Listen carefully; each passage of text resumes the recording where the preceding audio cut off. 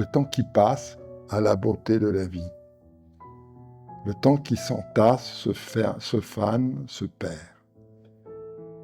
La vie n'est pas la destination, le bout du chemin. Elle est le chemin même. Ton désir de vivre est-il toujours là? Tu peux tout trouver à partir de lui. Quelle est ta première connaissance de la vie? T'en souviens-tu? T'arrive-t-il de parler avec toi? Que fais-tu de ce qui se dit en toi? Et quel est le genre de promenade que tu fais et qui te conduit toujours au même endroit? Ne t'inquiète pas, tout tourne si facilement avec le vent. Quoi de neuf aujourd'hui? Il y aura toujours une première fois. C'est le lot de la vie. Quelle merveille! Quelle est la première connaissance de ma vie? Vous avez une idée? Moi, je me souviens, c'est, je crois, le premier contact que j'ai, la première image que j'ai, la plus vieille image que j'ai, et dont je me souviens et dont je suis sûr que ce n'est pas une photo ou que ce n'est pas quelque chose qu'on m'a raconté. Je vois mon père qui me prend dans une couverture et qui m'emmène dans une couverture comme ça, traverse la place du village et il m'emmène dans une voiture. Alors, c'était une voiture noire, vieille, vous voyez, ces vieilles voitures, c'était des premières voitures, hein. Et, et on m'emmène, je pars, et je me retrouve à l'hôpital euh, avec une lumière dans les yeux, on me met un masque, et puis tout s'arrête là. C'est c'est la plus vieille connaissance de moi que j'ai de ma vie. Essayez de savoir quelle est la première fois où vous avez pris connaissance, là, de votre vie. Hmm.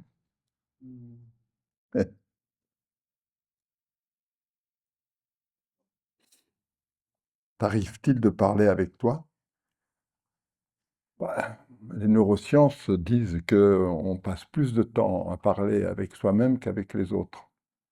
C'est énorme, hein, le temps que nous passons à parler avec nous-mêmes à travers un dialogue intérieur. Ça fait partie de l'équilibre de la vie. Et qu'est-ce qu'on apprend de ce discours-là, de ce dialogue-là?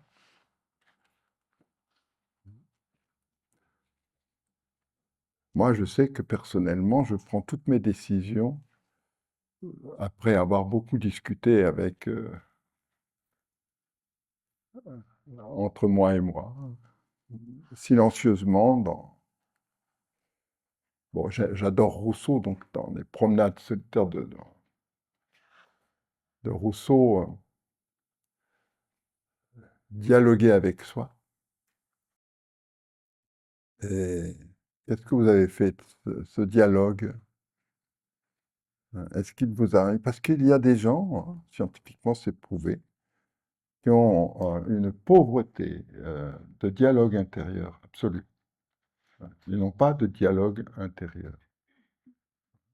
Est-ce que vous avez un dialogue intérieur?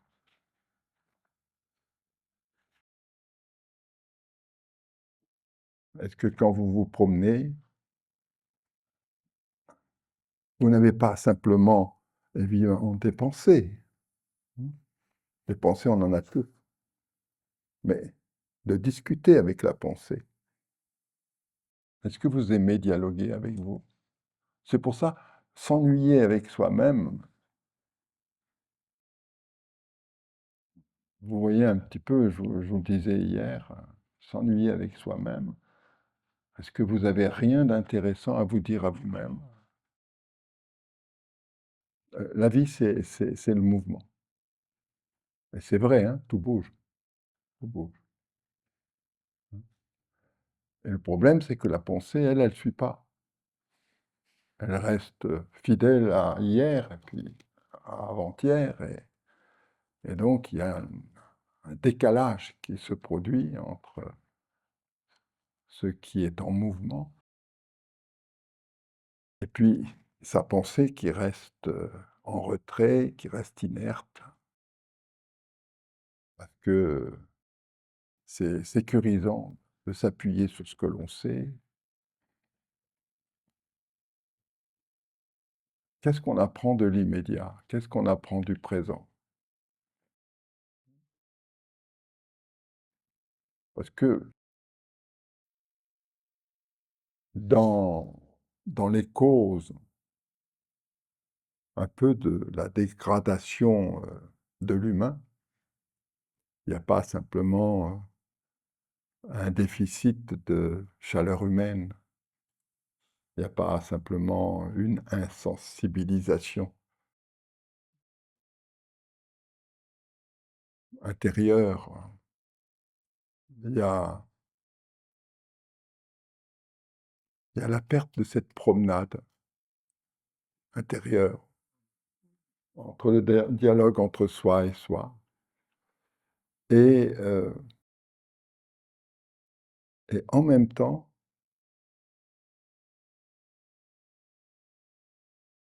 le saut, on saute le présent. On travaille pour l'avenir et on regarde le passé, mais on n'apprend rien du présent. Rien, rien, rien. Ça, c'est la grande surprise de ma vie, ça, de ma vie de chercheur. Qu'est-ce que l'immédiat vous apprend? Or, l'immédiat, c'est là que se trouve la vie. La vie ne s'exprimera jamais ailleurs que dans le présent. Qu'est-ce que j'apprends du présent? Et moi, je pense qu'aujourd'hui, les gens n'apprennent pas grand-chose de leur présent. Et concernant les promenades que vous faites toujours les mêmes promenades, et vous revenez toujours au même endroit, voilà, c'est toutes vos stratégies perdantes, quoi. Hein. Combien de fois vous faites le même chemin et à chaque fois vous arrivez au même endroit? On a tous tendance à faire ça parce que c'est sécurisant. Hein. Donc ces petits machins-là, ça peut juste susciter une petite réflexion de votre part. Quel est le genre de promenade que tu fais qui te conduit toujours au même endroit?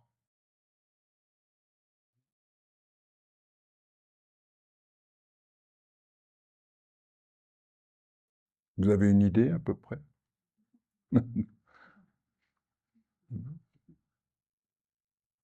Qu'est-ce qui fait que vous réagissez toujours de la même manière? Qu'est-ce qui fait que toujours, toujours, toujours à l'identique? Et, et cet identique-là, toujours la même chose, toujours, toujours, toujours. C'est une petite mort, ça. Mhm. Parce que la vie bouge, bouge, bouge, bouge, bouge. Elle est remplie de nouveautés. Et ça, c'est formidable. Hein. Chaque jour, chaque seconde est une surprise. Chaque jour doit être un étonnement. La philosophie, ça commence par un étonnement. Et l'étonnement crée l'émerveillement. Donc quand vous méditez, par exemple, si vous bon, essayez de rechercher ce que vous connaissez, tout ce qui est disponible ne sera pas disponible à votre connaissance, à votre conscience, parce que vous cherchez quelque chose. Donc il faut s'ouvrir, quoi. Il faut s'ouvrir. Voilà. Et il y aura toujours une première fois. Une des phrases qui m'a le... Alors, une première fois, ça c'est positif, hein. Donc, tout est une première fois. Tout, tout, tout, tout, tout. C'était la première fois que je te voyais pour la dernière fois.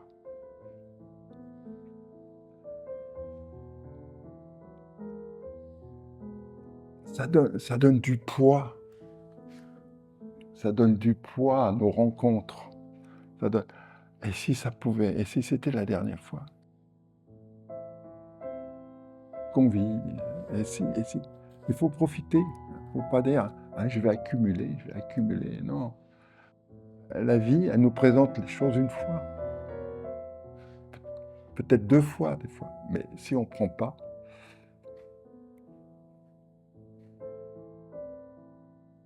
bon, c'était mon moment